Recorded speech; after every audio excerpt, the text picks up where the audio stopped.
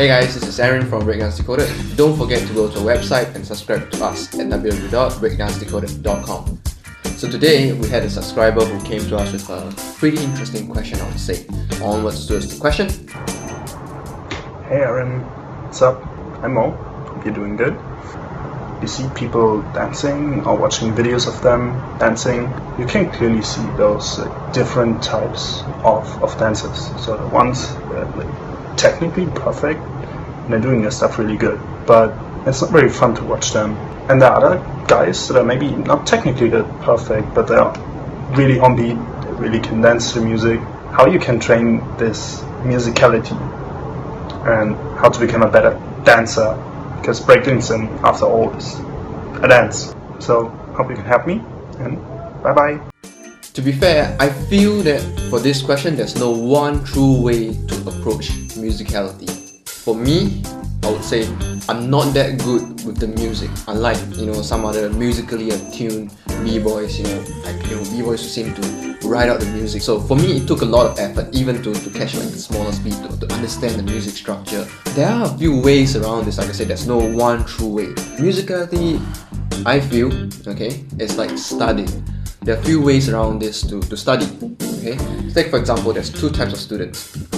The first type will be the one that will cram everything, memorize everything. They might not understand, but they remember everything.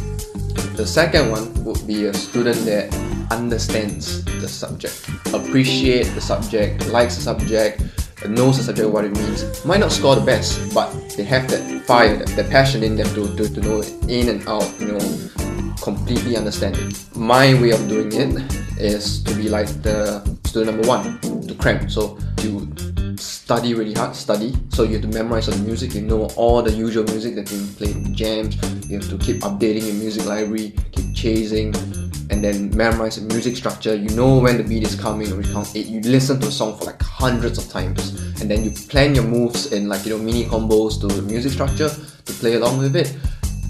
It will help you, but I wouldn't say this is the best way. For me as well, I still do this to some extent, alright, but I am trying to improve my dance always by appreciating music and listening to it. My forte that I know is that I would do highly technical moves, and I would memorize the music. I would know when the next beat will be coming, I would know when that string of trumpets is coming, and then I'll plan my moves according to that. Be it a freestyle, I know which moves coming up to use. Right, the second way is to be like student number two. Alright, first off, appreciate the music, and then after that you have to understand the music structure. So how many layers of music there is, different types of instrument being played, how many counts of 8 it runs, the break of the music, the bridge, the chorus, what's exactly happening at which point of time in the music. After that, you have to understand your movements. So understanding your movements would be like which of the moves you have that can go with a long drag of the trumpet, or a long disc scratch, a backspin for example, or a footwork that drags along the ground like this. It goes along with a huge trumpet drag. Understand your movements, and then you would know that in your arsenal how much of the moves can be used for which point of the music. Once you become more attuned with the music and your moves, they start to pair up. Alright, the last thing itself is feel the music. I know this is very generic, feel the music, but in essence, you really have to feel like you want to dance to the music. That is very, very, very important. Back to the beat camping.